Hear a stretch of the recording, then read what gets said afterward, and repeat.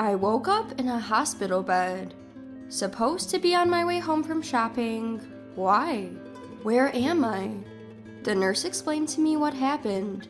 Apparently, I was rear-ended by a car and urgently transported to the hospital. Then my husband, who rushed to the hospital, blurted out, "Why are you still lying on the bed? Let's go home. Get discharged now and make my dinner. If you can't fulfill your wife's duties, I'll divorce you." What? I couldn't believe what I just heard. Who says that to their bandaged up wife? Unbelievable.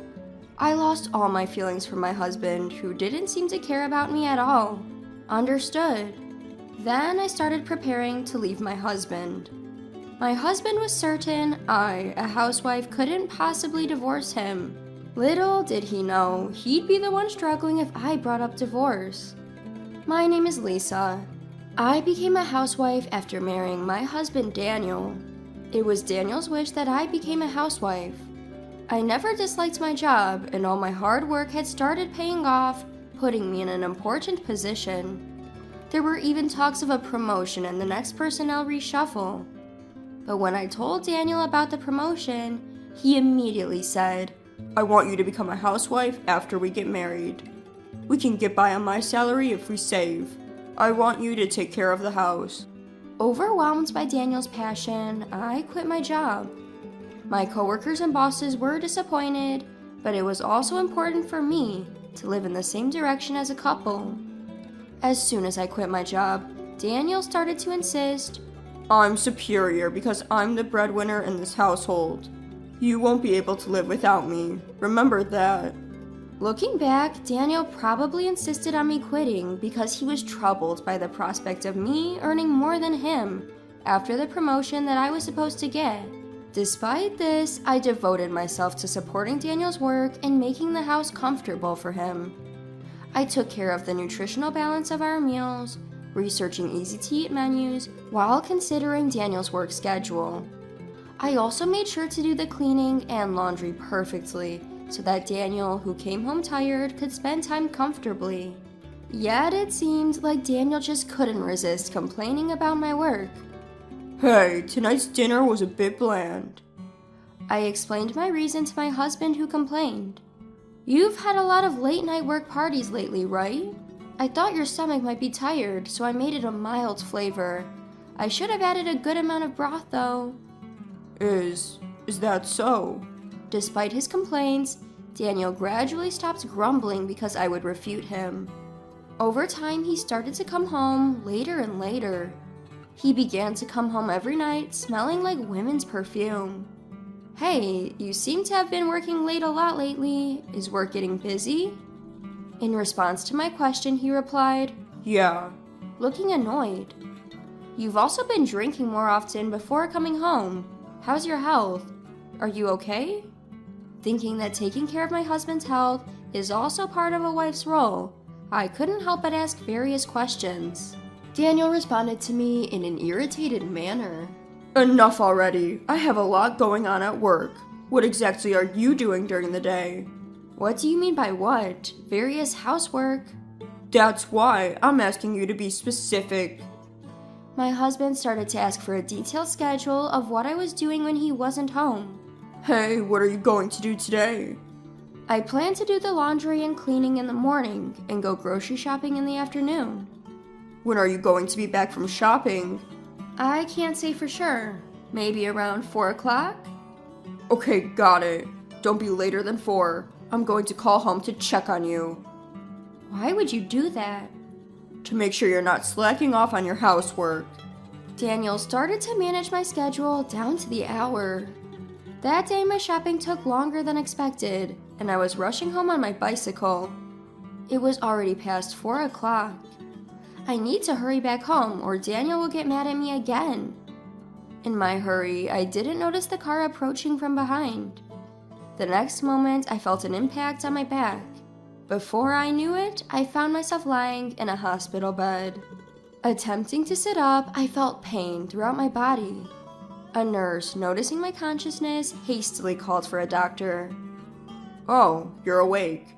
You were hit by a car from behind," the doctor explained.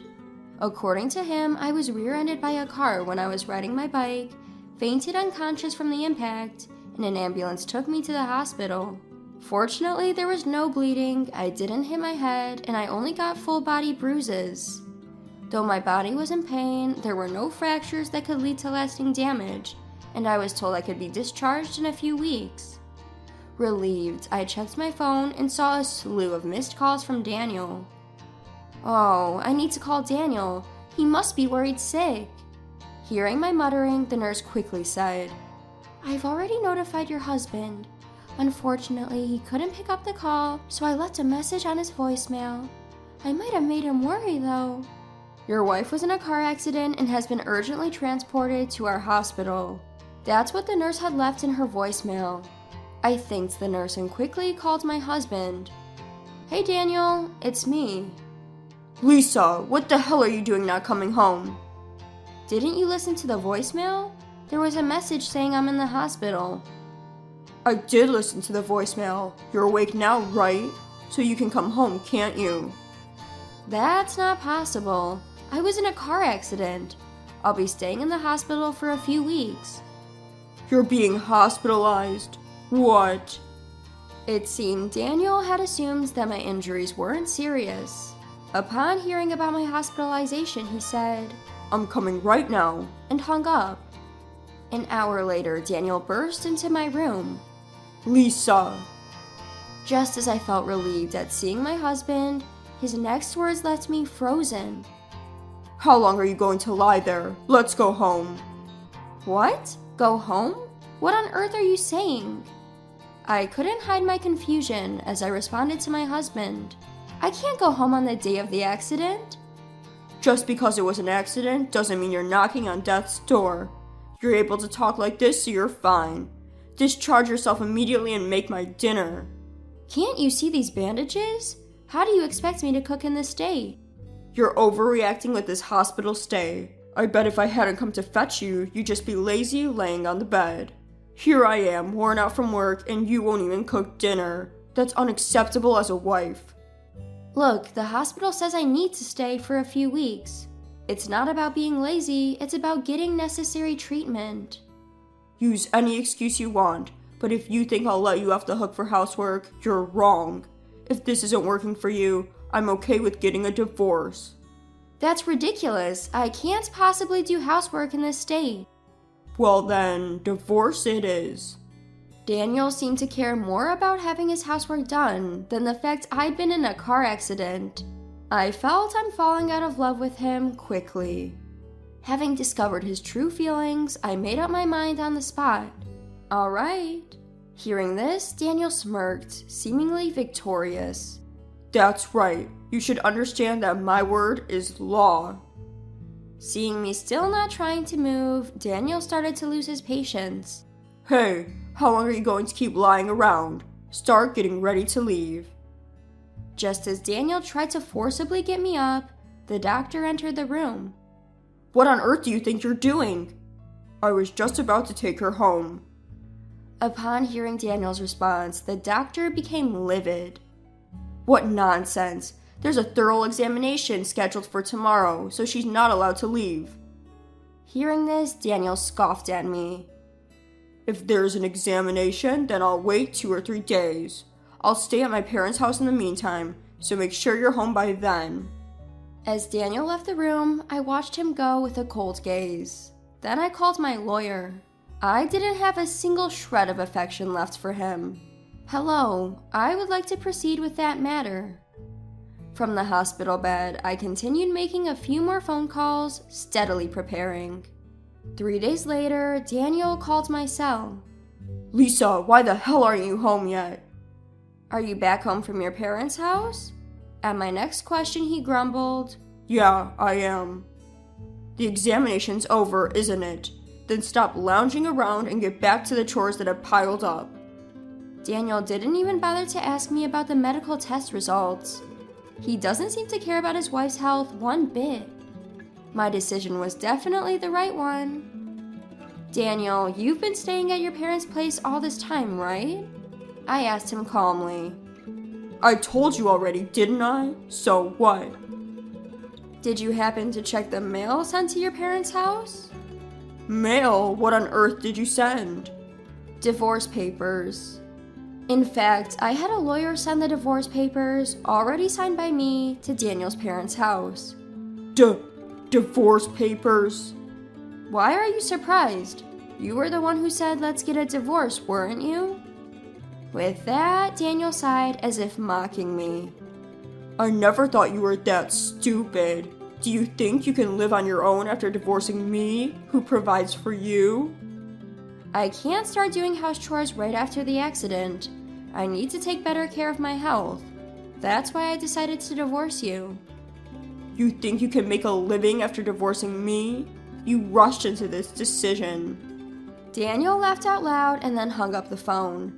But Daniel didn't know what he would face next. The next day, his parents rushed to the hospital in a panic. Lisa, our son has done a terrible thing. The moment they entered my hospital room, my in-laws bowed their heads in apology. I calmly addressed them. No, it's not your fault. You're right. The person who needs to apologize is Daniel himself. My father-in-law immediately called Daniel. Daniel, come to the hospital immediately. He didn't understand what was going on, but hearing his father being so serious, he arrived in my room within minutes. Dad, what's going on? Why'd you call me here?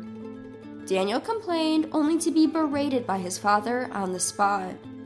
Don't be stupid. You caused a mess. Apologize to Lisa right now. What? What are you talking about? My father-in-law, holding out the envelope I had sent to Daniel's parents, retorted. This letter, which was delivered to our house. Hearing this, Daniel began to laugh with an air of confidence. Oh, the divorce papers. Lisa went and took my threat to divorce seriously and sent me the papers. She wouldn't be able to live without me, yet she's acting so foolishly. The problem is this document here. My father-in-law took out a bill for consolation money from the envelope. Upon seeing it, Daniel's face turned pale. What? Consolation money? Lisa was the one who sent me the divorce papers. Why should I be the one to pay consolation money? She abandoned her duties as a wife, checks herself into a hospital, and I'm the one who owes consolation money? Enough with all this. With suppressed anger, my father-in-law pulled out photographs and a report from the envelope. These are the evidence of your cheating, and here's the investigator's report. Looking at these, there's no doubt you're in the wrong. I can't believe what you've done. Seeing the photos and the report, Daniel, pale-faced, asked me, Lisa, when did you manage to get all this? That's right. I had started to suspect Daniel's cheating when he began coming home late. Claiming it was for work, he would come home every night with the scent of women's perfume. At first, I thought he was just drinking at places frequented by women. But when I sneakily checked his credit card statement, I found that he was going to trendy restaurants featured in the media, and even buying popular brands of products loved by young women. It was obvious he was spending it on dates with another woman. It was clearly cheating. Perhaps thinking I hadn't noticed, he slowly began increasing the frequency of his affairs. He seemed to be finding opportunities in between his outdoor work hours, even during weekdays.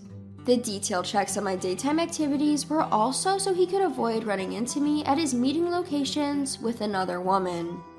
Still, I believed that he would return to me someday. However, Daniel trampled all over these feelings of mine, not showing a shred of concern for me after the accident, treating me like a maid. At that moment, I decided to exact my revenge on him.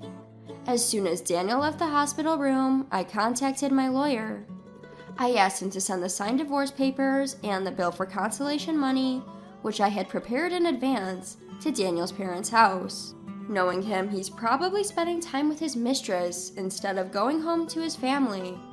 My guess was spot on. Unlike my husband, my in-laws are upright people. They'd never approve of their son's cheating. Sure enough, upon receiving my letter, my father-in-law and his wife were quick to rush to my hospital room. Having learned everything, Daniel stated in a daze, So, Lisa, you knew about my cheating all along? Yes, of course. I looked at my husband with icy eyes. If you are coming home smelling like women's perfume, lavish your mistress with your credit card, it's so obvious it would be strange if I didn't notice. Plus, all your phone notifications were visible to me, so I knew exactly when and where you were meeting your mistress. Thanks to that, it was easy to gather evidence. I'm sorry, I was just tempted. I wasn't serious about the divorce. I thought you would come back home right away. Even if you weren't serious, I am. I don't want to continue a marriage with a husband who doesn't even worry when his wife has an accident and tries to make her do household chores. You were having fun with your mistress while I was hospitalized, weren't you? Hold on, calm down. You're a housewife, right? You wouldn't be able to make a living if you left me. Don't be stubborn, just let the past be water under the bridge. Excuse me? There's no way I can just let it slide. And I became a housewife because you wanted me to. If I get divorced, I'll start working right away. I won't rely on you anymore. Start working right away? How long do you think it's been since you quit your job? Your previous company has definitely found your replacement by now. Do you think I've just been doing housework for these past years? I've been continuously studying business in my spare time. I've got a few ideas piled up, so I could probably propose several projects now. It's not that easy. The economy is down everywhere. Even I, who's been working all the while, can't get a promotion easily. Isn't that because you're incompetent at work? A person who dates their mistress while outdoor work hours? I think the problem is more than just being capable or not. What? What would you know? I think I know more than you do. In fact, when I approached my former company, they said they wanted me to come back under the same conditions as before. The same conditions? You'd be earning more than me. Yes, indeed. It was all for nothing, even though you were the one who encouraged me to become a housewife and quit my job. If you didn't want to be overtaken by your wife's salary, maybe you should have tried harder instead of pulling me down. Hold on, if that's the case, you don't need the consolation money, right? Please withdraw your consolation money claim. Excuse me? There's no way I'm withdrawing it. This consolation money is to make up for the crime you committed. You can't just cheat on your wife and ignore her without facing any penalties. I'm sorry. I really regret it. Please forgive me. I will never forgive you. It's not enough to just say you're sorry. You need to show it with your actions. Go to hell.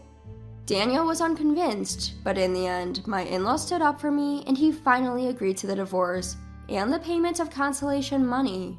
After paying the consolation money, Daniel seemed to have continued his relationship with his mistress without learning his lesson. However, it seems his company found out about his frequent dating during outdoor work hours, and he ended up getting demoted and having his salary cut.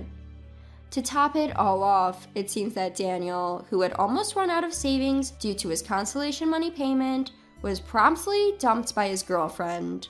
News about the cause of his divorce and his demotion spread throughout the company, and I heard that he completely lost his place there. On the other hand, I was able to be discharged from the hospital safely without any after effects from the accident. I used the consolation money I received to move, and now I'm leisurely settling into my new home. My work after returning is going smoothly, and life has been going better since the divorce. That accident may have been a good catalyst for the divorce. I decided not to look back at the past and strive forward to a new life. Living with my mother-in-law has put a crack in my otherwise happy marriage. My husband, without any consolation, suddenly decided that we should all live together, and he knows how difficult I get along with her. I can't forgive him. There's no way I can simply accept things as they want. I'd rather leave this house on my own accord. My name is Sarah, and I am 28 years old. I've been married to my husband, Jake, for almost 3 years. We met at a social event, dated for 2 years, and then got married. We hit it off right away because our hobbies were similar, and everything led to marriage in quick succession.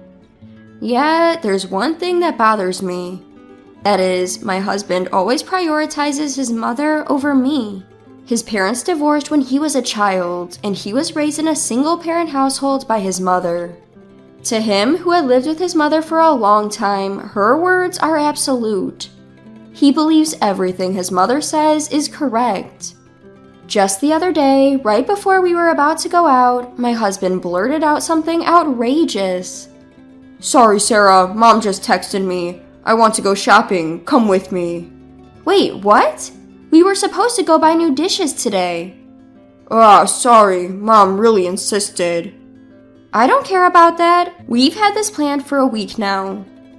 But you can choose the dishes on your own, right? Mom can't go shopping without me. Even so, isn't it odd to prioritize your mom like this? Sorry again. Can you stop fussing? Just go on your own, Sarah. With that, he quickly left the house. What the hell was that? We had made plans first, and he just prioritizes his mother on the day? I can't believe this. In the end, I had to go out alone, and my mood was absolutely sour.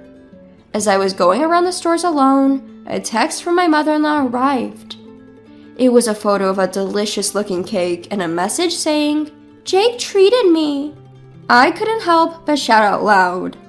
My mother-in-law dislikes me, so she intentionally sends me pictures of her and my husband, Jake, looking happy together. On this particular day, multiple texts from my mother-in-law kept popping up on my phone, and it was making me irritable. Jake is an incredible husband, if it wasn't for the mother-in-law issue. But whenever she's involved, he immediately becomes a source of frustration. I have never liked the way my mother-in-law tries to sabotage our relationship at every turn. Looking back, she may have been bullying me since before we got married. When we visited his mother's house to announce our engagement, she looked me up and down. "Sarah, where is that dress from?" Just something I picked up at a department store sale." "I'm sorry, but it looks rather shabby. It doesn't suit my son at all." "Excuse me?" As I was taken aback by her rudeness, she didn't hesitate to continue her onslaught. "Also, your manners are lacking. You didn't say thank you when I served tea to you." I'm sorry. I was so nervous I forgot." Jake didn't stop his mother's sarcastic attack. In fact, he was laughing and saying, "Mom, you're harsh." I knew that he, having grown up in a single-parent household, cherished his mother, but I wish he'd defend me a little when I was being tormented right in front of him. In retrospect, I should have reconsidered this marriage then. Such thoughts began to consume my days. Then, one day during my work break, I checked my phone to find several missed calls from Jake. I called him back immediately, and he answered after a few rings. "Jake, is that you?" "Sarah, something terrible has happened." "Huh? What happened?" "Mom collapsed."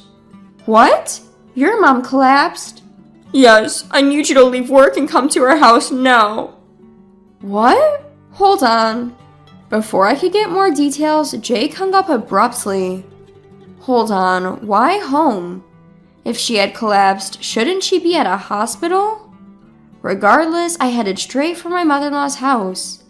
Upon arriving, I found my mother-in-law snoring comfortably in the living room. "You're late. Why didn't you come home earlier?" Jake, furrowing his brows, scolded me in a hushed voice. Feeling slightly taken aback, I responded, "There's train schedules, Jake. I can't help it. I heard she collapsed and I came here as soon as I could." "Huh?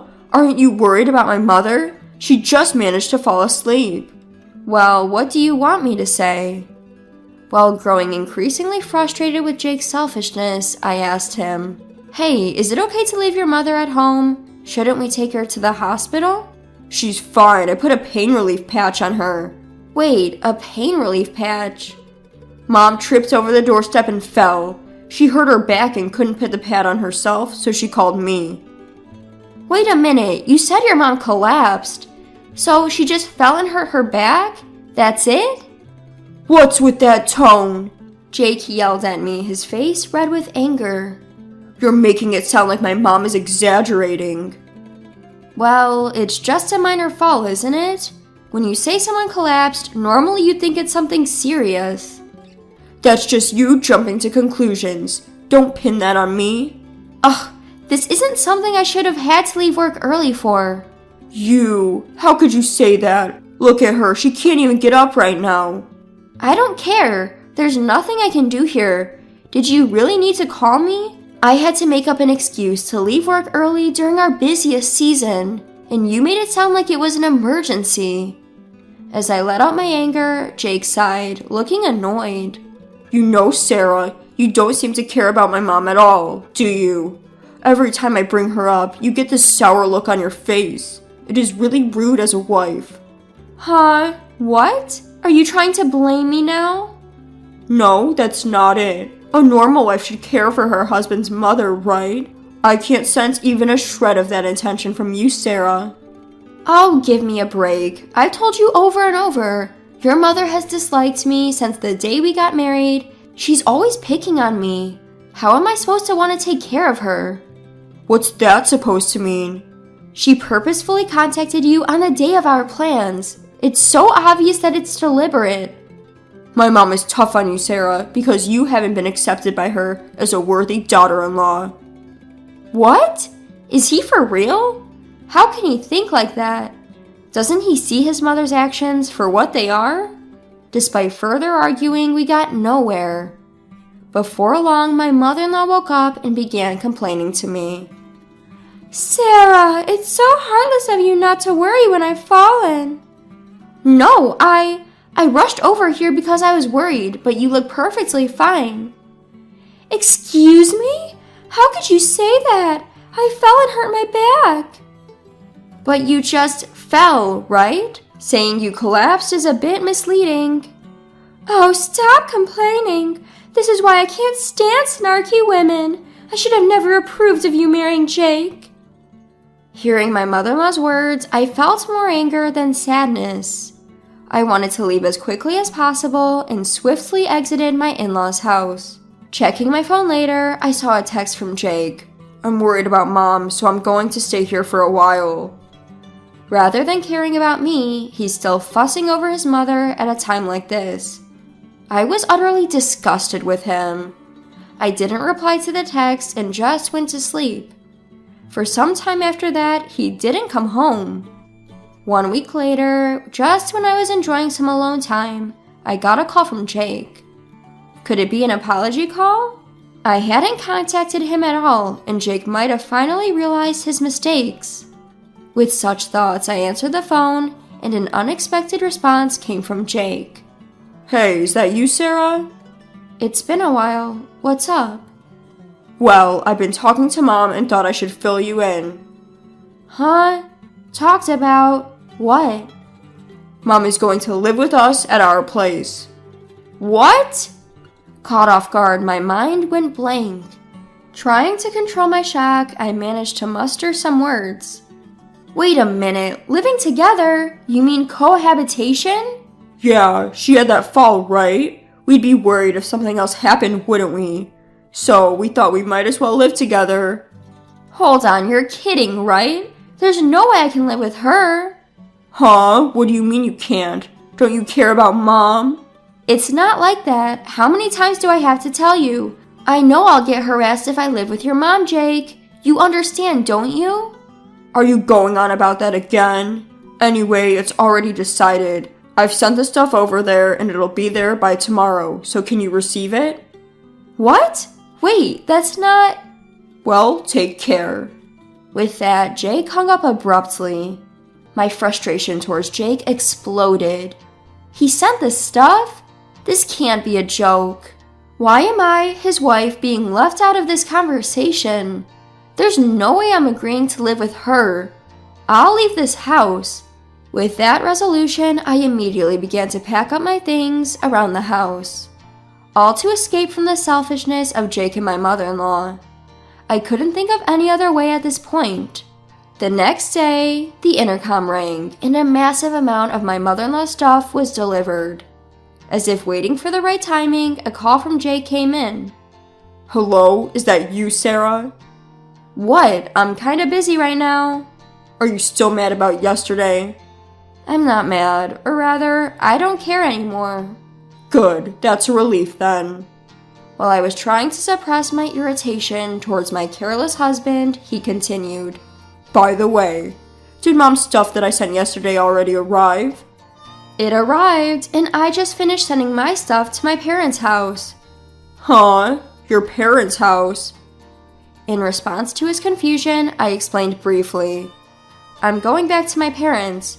If you want to live with your mom, go ahead and do it yourself. Hey, you're joking, right? What kind of nonsense are you talking about? Nonsense? I'm serious, you know. To begin with, it's unacceptable to decide on cohabitation without any discussion. Just because of that, why are you going back to your parents' house? If you're gone, Sarah, who will take care of the house? Huh? You're not children. You can do it yourselves, right? Stop it with your nonsense. You're always speaking out of turn. Mom is angry too, you know. Let her be angry if she wants. I don't think my judgment is wrong. My assertive remarks seemed to have incensed my husband. He yelled louder than I had ever heard him. Don't mess around! You're a wife, you know. Just shut up and do as you're told, you idiot. Idiot? Are you talking to me? Who else would I be talking to? Well, whatever. Go back to your parents' house until you can think clearly. Huh? When you're ready to apologize sincerely to me and Mom, come back here. If you apologize honestly, both I and Mom will forgive you. See ya. With that, he hung up the phone right away. He doesn't think he did anything wrong at all. On the contrary, he still thinks that his mom and himself are the most important. Tired of such a husband, I returned to my parents' house with my suitcase. A few hours later, the phone rang again from my husband. What? I'm busy right now. What the hell is this? From his tone of voice, I could tell he was pretty shaken. Suppressing my smugness, I asked my husband, What do you mean? Did something happen? When I got home, there's nothing left. Your stuff. I figured as much. You figured? Weren't you just going back to your parents for a few days? Do you really think that was it? Sorry, but I have no plans to return to that house. What? Don't mess with me. What am I supposed to tell Mom? I told her you would take care of everything. Not my problem. Why don't you tell your mother the truth? I screwed up, made my wife angry, and she left me. How could I say such a thing? At least come back right now. Don't act on your own. Don't act on my own. You were the one who brought up the idea of your mom living together with us without your wife's permission. Don't start shifting the blame now. Over the phone, Jake was lost for words as I screamed at him. Jake, who always looked down on me and made fun of me with his mother. I can't forgive him anymore. I will settle all the grudges I've held so far. Jake, what do you think I am? I'm not a servant for you and your mother, nor am I a toy. Don't think everything you do is permissible. Hey, Sarah, calm down. Shut up. You've never really listened to me before. It's too much to expect me to just go along with what you say. From now on, I have no intention of taking care of you or your mother. I'd rather be single than do that. Don't say things like that. I don't intend to get a divorce. I couldn't care less what you think. I'm sick and tired of being pushed around by you too. You guys can just figure things out on your own. I'm done. Never interfere with my life again. You and your mother can go to hell together, you foolish duo.